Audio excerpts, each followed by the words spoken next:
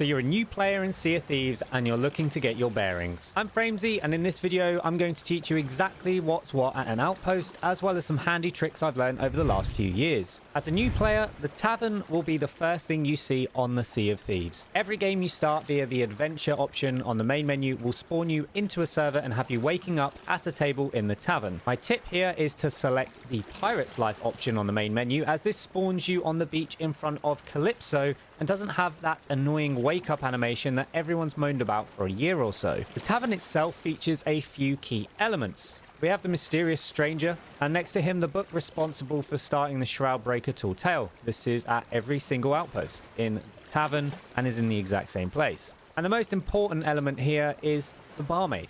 She will fill your tankard up with grog, and that is by far the most important thing in this tavern. We also have the Athena's Fortune emissary table. As a new player, you probably don't have to worry about this too much. Coming outside the tavern, you'll be greeted by Lorena. Lorena is our black market dealer. The black market in Sea of Thieves is operated by the build rats, and often you will find build rat commendations. I'll go over this in a separate video.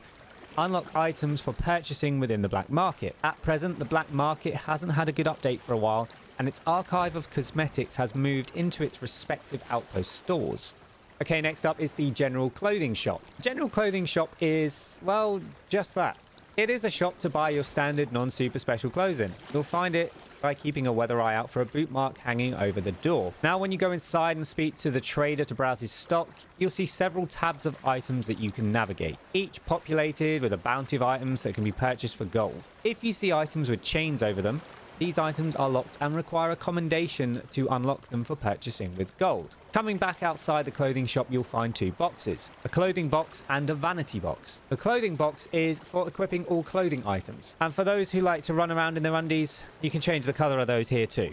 Magic. The vanity box is for minor changes to your character's physical appearance. I will note that you cannot change your main physique and sex without Pirate Appearance Potion. I'll talk about that one later. In the vanity box, you can change things like your beard and hair, as well as giving your pirate a hook, a peg leg, a fancy title, some tattoos, and even equipping emotes. Okay, next up, the Weaponsmith's shop. The Weaponsmith's shop is... I'm not even bothering this time. Let's go in. Inside, you'll find a trader. This trader will sell you cosmetic variants of all your weapons. Weapon guide to follow. Outside the shop, you'll find the armory box on the wall, much the same as you'd find it on your ship or on the Ferry of the Damned. If you've not been there, don't worry. It's not actually that scary. In this box, you can change your weapons as needed. Oh, and you'll also find a target so you can practice your shots on something that doesn't move. Next up, the equipment shop. In the equipment shop, you will find cosmetic variants of all your piratey equipment, such as instruments, shovels, buckets, etc. Again, most of these require unlocks, so you might see a lot of chained up cosmetics if you're just starting the game. Outside the equipment shop is an equipment chest for you to change your equipment out for other cosmetic variants, just like with other cosmetic variants across the board. The next shop we have, we'll need to head back towards the dock. On every outpost dock, there is an open hut, and within that, there is a shipwright who will sell you ship cosmetics. Ship cosmetics are one of the best ways to show off your colors on the Sea of Thieves, and ship cosmetics can be rather pricey, with the latest set costing around 80 million gold. But don't let that put you off. There are plenty of other cosmetic sets out there for cheaper, and you can also get them through Twitch drops, giveaways, and the Pirate Emporium. Speaking to the trader, you can buy your cosmetics, and just to the left-hand side of the table, you will find the box to equip these. This is the place you actually equip your ship cosmetics, and only at these boxes can you change this. It is worth noting as well, you can only change your ship's cosmetics when your ship is in a certain proximity to the outpost. Now, I've briefly mentioned the Pirate Emporium, so let's have a little chat about it. The Pirate Emporium is the premium cosmetic shop in Sea of Thieves. Here you can purchase cosmetics that get added monthly and seasonally to the game. These items, however, cost ancient coins rather than gold or doubloons, and you get ancient coins with real-world money. Alternatively, you can purchase the items directly with real-world money for the same rate, simply by changing the currency within the Pirate Emporium. This cuts out the middleman. But all this to say, this is a shop in the game that requires real-world money to purchase items, including the aforementioned Pirate Appearance Potion, as well as pets and emotes. The final shop on the island is the Athena's Fortune shop. This shop, as a new player, will not be available to you, as you have to be a Pirate Legend to access it, and in order to get to Pirate Legend, you have to achieve level 50 across 3 of the different trading companies within the game. Don't worry about that for now. You'll get there when you get there. Don't rush.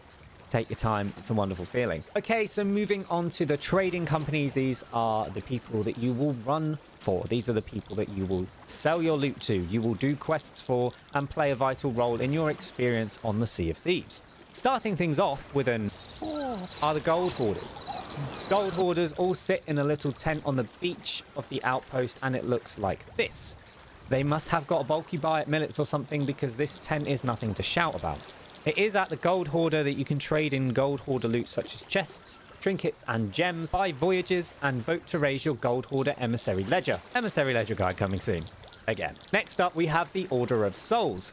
The Order of Souls are a culty lot sitting under the Pirate Emporium, or maybe the Pirate Emporium was put on top of them. Anyway, the Order of Souls are the spooky, enchanty, witchy lot on the Sea of Thieves, and they'll happily take skulls and gems off your hands in exchange for gold. In the Order of Souls cabin, you'll also be able to buy voyages from the trader and vote up your emissary ledger flag. Moving on, we have the Merchant Alliance, a rather particular set of traders who like punctuality and have an understanding of the animals. Do you like chickens? Merchant Alliance will happily relieve your various treasures, from powder kegs to bone dust and gems.